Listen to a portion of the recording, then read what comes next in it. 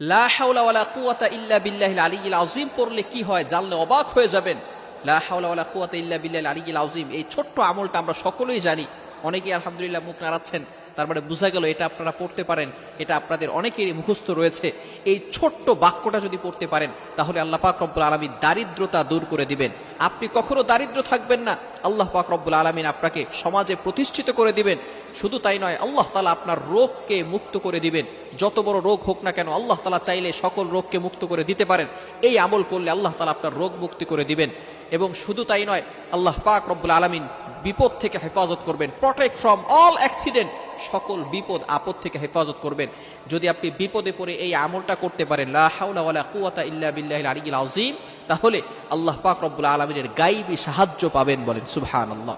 একটি আমলের কত ফজিলত! বুখারী শরীফের হাদিস, আল্লাহ রাসূল সাল্লাল্লাহু আলাইহি ওয়াসাল্লাম নিজে বলে দিয়েছেন। বুখারী শরীফের 4202 নম্বর হাদিসের ভিতরে আসছে, যদি কোনো ব্যক্তি লা হাওলা ওয়ালা কুওয়াতা ইল্লা বিল্লাহিল আলিয়্যিল আযীম দৈনিক 100 বার পাঠ করে, আল্লাহ তাআলা তাকে কখনো দারিদ্র রাখবেন না, আল্লাহ পাক রব্বুল আলামিন তাকে ধনী বানিয়ে দিবেন। বুখারী শরীফের 4202 নম্বর হাদিস।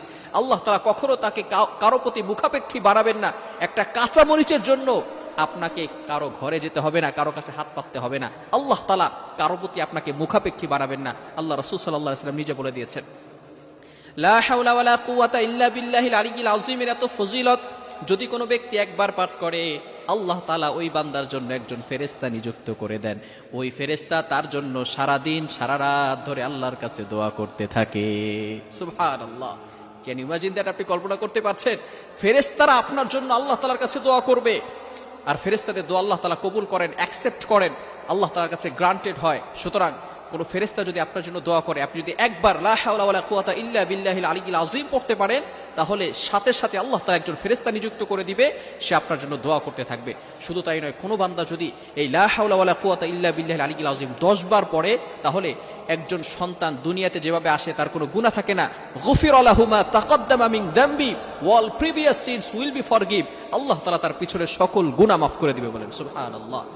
আপনি বিসমিল্লাহি ওয়ালা হাওলা ওয়ালা কুওয়াতা ইল্লা বিল্লাহিল আলিয়্যিল আযীম যদি 10 বার পড়তে পারেন, আল্লাহ তাআলা আপনাকে পুত পবিত্র করে দিবেন। সুতরাং তাই নয়, আমরা আরো এই আমলটা যত বেশি পারি, লা হাওলা ওয়ালা কুওয়াতা ইল্লা বিল্লাহিল আলিয়্যিল আযীম, এটা বেশি বেশি পড়ার চেষ্টা করব। বিশেষ করে আমরা যখন ঘর থেকে বের হব, তখন যদি আমরা এই দোয়াটা পড়তে পারি, বিসমিল্লাহি তাওয়াক্কালতু আলাল্লাহ লা হাওলা ওয়ালা কুওয়াতা ইল্লা বিল্লাহিল আলিয়্যিল আযীম, তাহলে যতক্ষণ পর্যন্ত আপনি বাহিরে থাকবেন, ঘরে ফেরার আগ পর্যন্ত আল্লাহ তাআলা নিজ কুদরতি হাত দ্বারা আপনাকে হেফাজত করবে। এজন্য লা হাওলা ওয়ালা কুওয়াতা ইল্লা বিল্লাহিল আলিয়্যিল আযীম এর আমল আমরা কখনো ছাড়বো না। শুধু তাই নয়, মোস্ট ইম্পর্টেন্ট টপিক, গুরুত্বপূর্ণ একটা বিষয়, সেটা হচ্ছে যে ব্যক্তি লা হাওলা ওয়ালা কুওয়াতা ইল্লা বিল্লাহিল আলিয়্যিল আযীম বেশি বেশি পড়বে, আল্লাহ তাআলা তাকে 99টা রোগ থেকে হেফাজত করবে। বলেন সুবহানাল্লাহ। এজন্য আমরা সকলে এই লা হাওলা ওয়ালা কুওয়াতা ইল্লা বিল্লাহিল আলিয়্যিল আযীমের দোয়াটা করতে পারবো তো ইনশাআল্লাহ? অল টাইম অলওয়েজ যদি পড়তে পারে, আলহামদুলিল্লাহ ভালো। আল্লাহ তাআলা আমাদের সকলকে এই আমল করার তৌফিক দান করেন। সকলে বলেন